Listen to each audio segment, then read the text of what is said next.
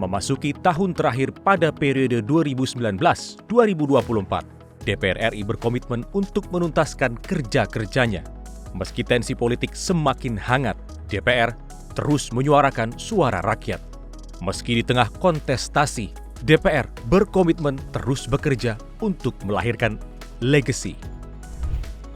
Tahapan pemilu yang sudah memasuki masa kampanye tidak menyurutkan semangat DPR untuk bekerja, memperjuangkan kesejahteraan rakyat.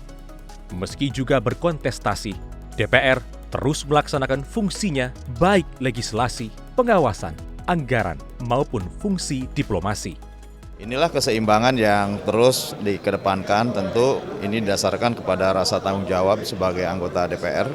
Dan mudah-mudahan ke depan tentu tugas-tugas kedewanan ini akan berjalan dengan baik, memberikan manfaat bagi rakyat, dan terus mendorong dan mendukung Indonesia akan lebih maju ke depan.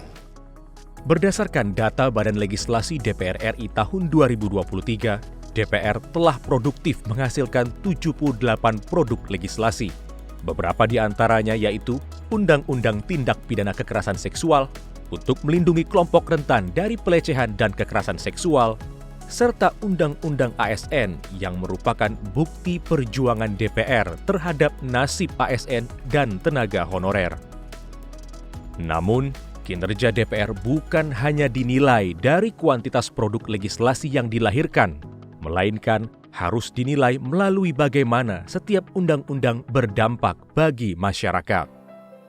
Pasca Undang-Undang TPKS disahkan, Komnas Perempuan mencatat laporan kasus kekerasan seksual terhadap perempuan dan anak meningkat. Ini merupakan bukti bahwa Undang-Undang TPKS mendorong para korban kekerasan seksual untuk berani melapor. Dengan Undang-Undang TPKS, masyarakat merasa dilindungi. Selain itu, kerja Dewan bukan hanya dilihat dari Senayan. DPR harus bertolak ke daerah pemilihan masing-masing, memastikan kondisi rakyat yang diwakilinya. DPR juga meninjau langsung berbagai harga pangan jelang hari raya agar masyarakat tidak menjerit. DPR turut meninjau langsung persiapan mudik agar masyarakat dapat tiba di kampung halaman dengan selamat.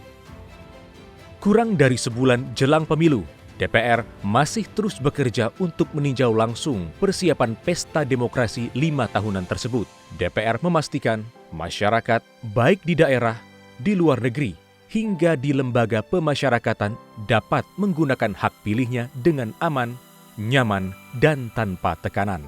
Kita lebih intens mengunjungi warga masyarakat, khususnya pada saat reses kemarin. Ketika sekarang ini sudah dibuka masa sidang, tugas-tugas kenegaraan tetap kita pegang. Rancangan Undang-Undang Kesejahteraan Ibu dan Anak yang telah dinanti-nantikan masyarakat juga akan dikebut. Dalam sisa masa kerjanya, DPR ingin memastikan para ibu dan anak mendapat kebutuhan yang layak, termasuk mendapatkan pendampingan suami melalui cuti ayah.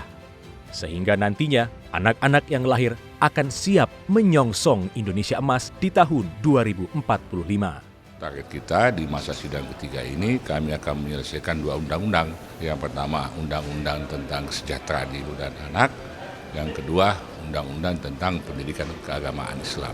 Dan itu memang menjadi kebutuhan di masyarakat terkait dengan undang-undang khususnya perlindungan ibu dan perlindungan anak itu. Dalam fungsi pengawasan, DPR tegas memastikan APBN harus bermanfaat bagi peningkatan kesejahteraan masyarakat. Karena uang rakyat sudah seharusnya digunakan untuk menyejahterakan rakyat. Pemerintah harus tertib dan disiplin dalam menjalankan APBN tahun 2024. Penggunaan anggaran secara disiplin, teliti dan tepat sasaran. Bagaimanapun, APBN adalah uang rakyat, sehingga penggunaannya harus memenuhi prinsip transparansi, akuntabilitas, dan kepatuhan peraturan perundang-undangan. Tim Redaksi TVR Parlemen melaporkan.